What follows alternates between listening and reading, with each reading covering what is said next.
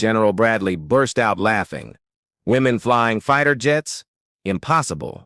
But 20 minutes later, when he found out who was controlling the F-22 that took down enemy planes one after another, all color drained from his face. This is Amanda Ghost Collins. She's 28 with brown hair always tied back in a basic ponytail and green eyes that catch everything but give away nothing. For 3 years, she worked at Nellis Air Force Base in Nevada doing paperwork and admin tasks. Every morning at 6, she showed up with coffee for the pilots, organized files, handled phone calls, and tidied up the meeting rooms. The fighter pilots didn't even notice her. To them, she was just another office worker, background scenery in their high-pressure world of supersonic jets and air battles. What nobody realized was that Amanda came from a family of legendary aviators. Her dad, Colonel James Phantom Collins, had been one of the most celebrated F-22 Raptor pilots in American Air Force history. Before he died during a secret mission over Syria 5 years earlier, he'd quietly taught his daughter everything about flying, from basic principles to expert combat tactics. She spent every weekend growing up at private airstrips, learning to fly everything from small Cessnas to military training planes. The situation was heartbreaking. While cocky pilots cracked jokes about women being too emotional for combat, Amanda had logged more real flight hours in military aircraft than half the squadron combined. Her father had pulled strings to get her unofficial training in F-16s and even some rare hours in the F-22. When she applied for Air Force pilot training after graduating college, they turned her down. Not because she lacked talent, but because her father's secret mission and the political mess surrounding his death made things complicated. So she grabbed the only position available at Nellis, bringing coffee to the very pilots who should have been her equals. General Charles Bradley was the worst among them. 52 years old, with gray hair and a chest covered in medals, he ran the 422nd Fighter Squadron like a dictator with outdated views from decades past.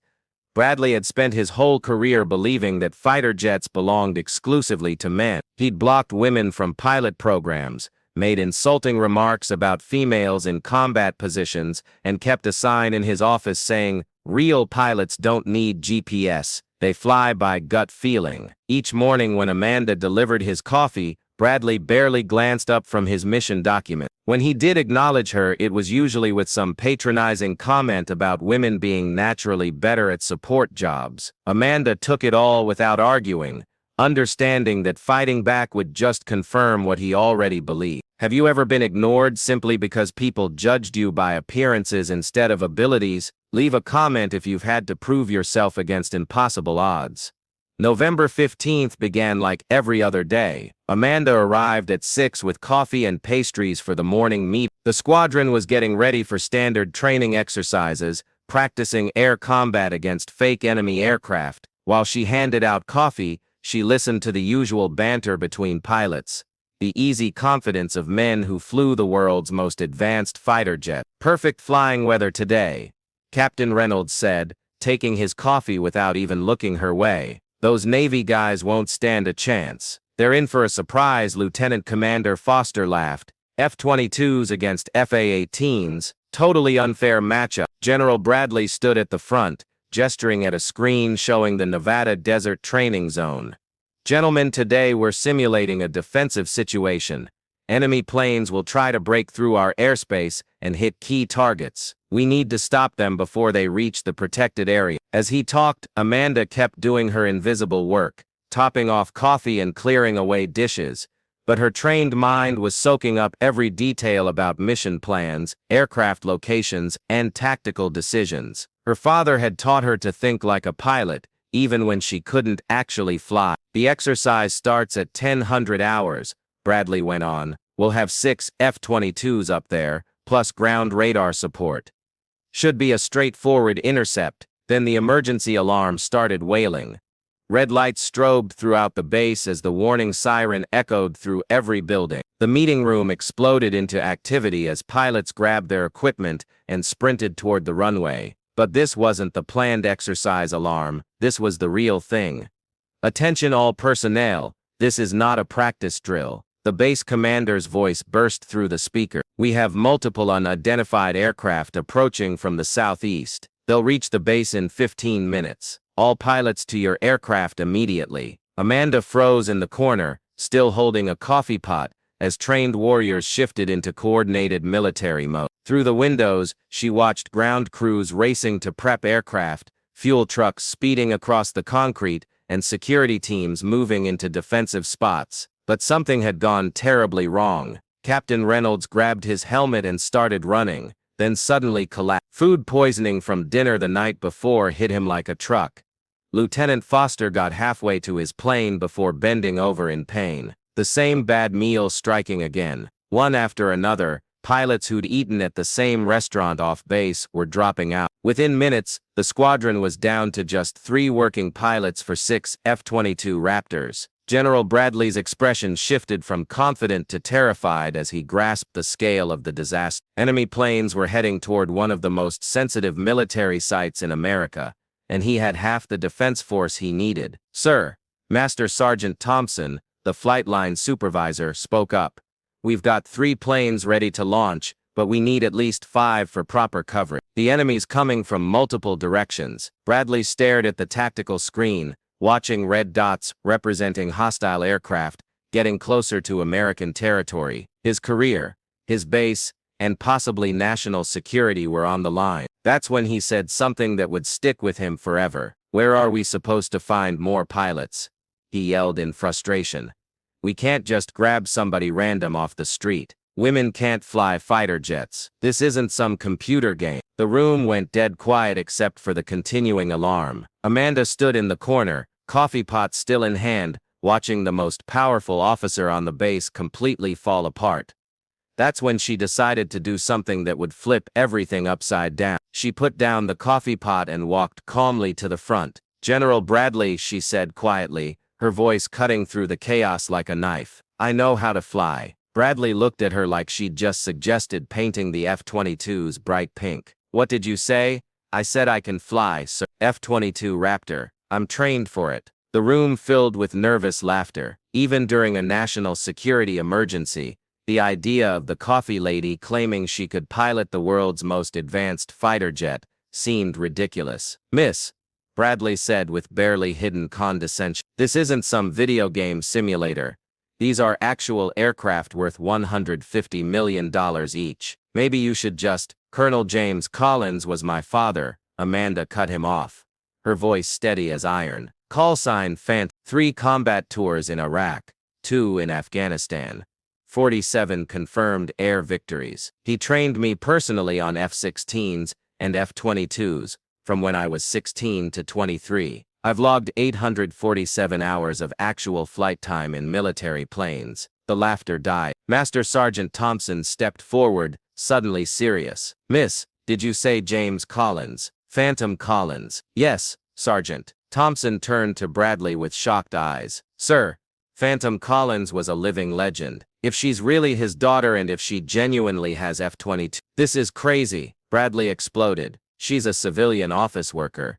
She brings us coffee. I don't care who her father was. I'm not putting someone untrained in—" "Sir," the radar operator interrupted. "Hostiles are now 10 minutes out, dropping through 30,000 feet. We need planes airborne right now." Amanda walked to the equipment cabinet and started pulling out a flight suit. "General, you've got a decision to make. You can let your pride cost American lives, or you can let me show you what my father taught me." As she got ready with smooth efficiency, Bradley watched in shocked silence. Her movements were precise, professional, exactly like every qualified pilot he'd ever watched preparing for a mission. But his ego, his prejudices, and his lifelong beliefs fought against accepting what he was seeing. "I could have you court-martialed just for suggesting this," he said weakly.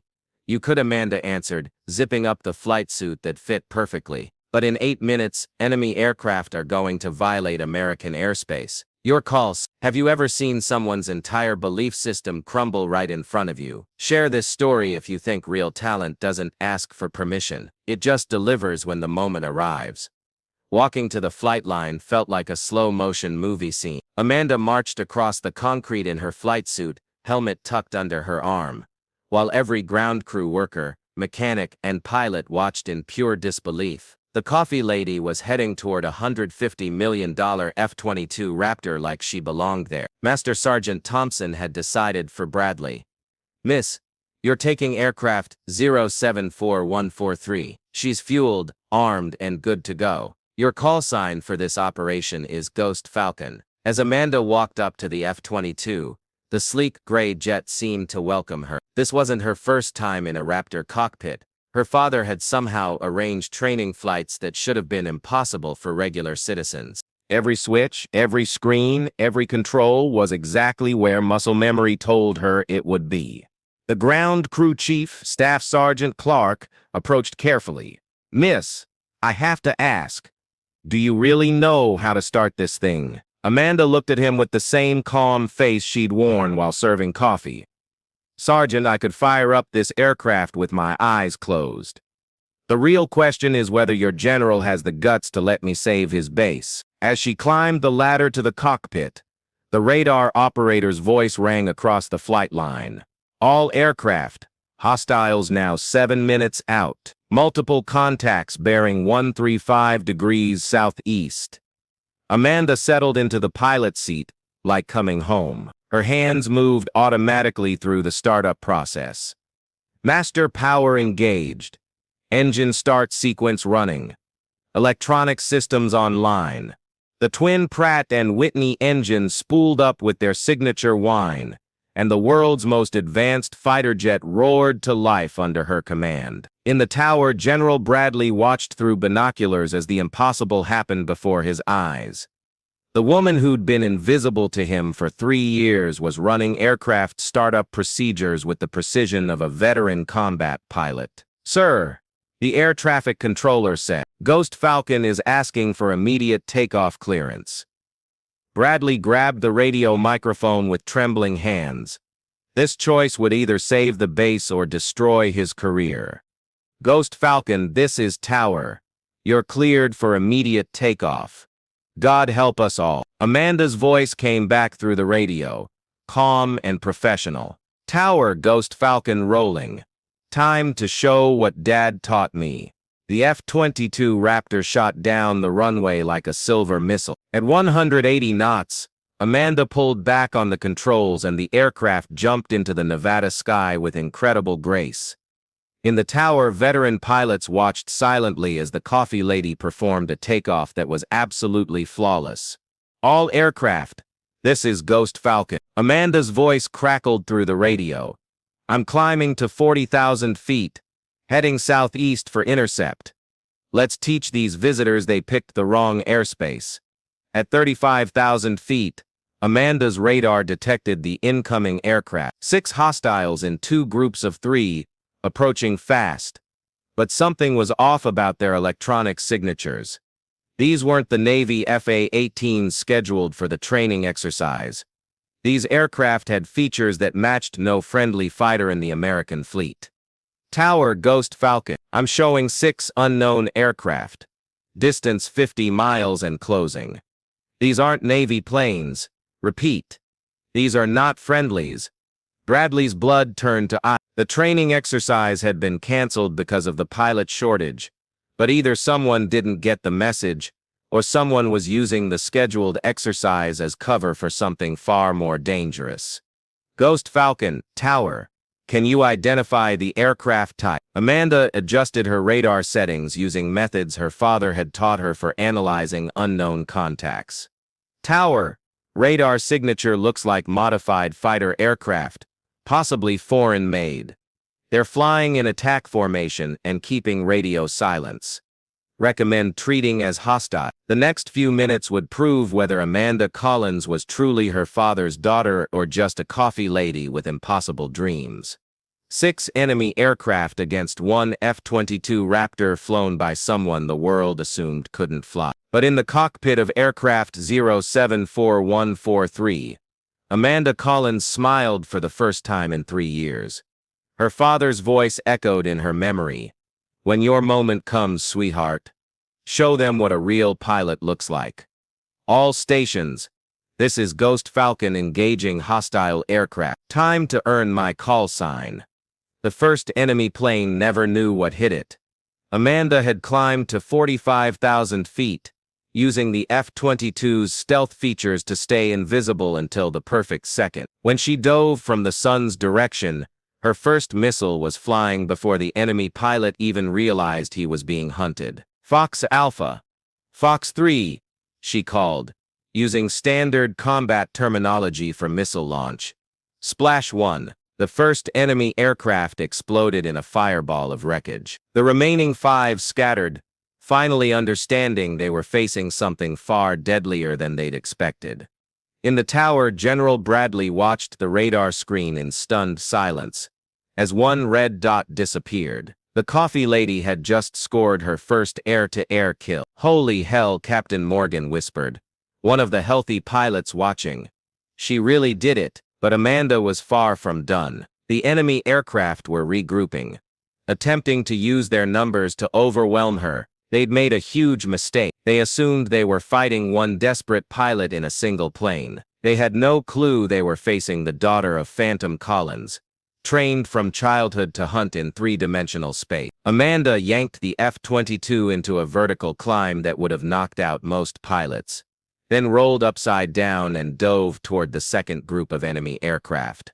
Her maneuvers were so bold, so perfectly calculated that even experienced pilots watching from the ground couldn't believe their eyes. "Ghost Falcon, you've got 2 hostiles coming up behind you," the radar operator warned. "Copy, Tower. I see them." Dad always said the best defense is making the other guy too dead to shoot back.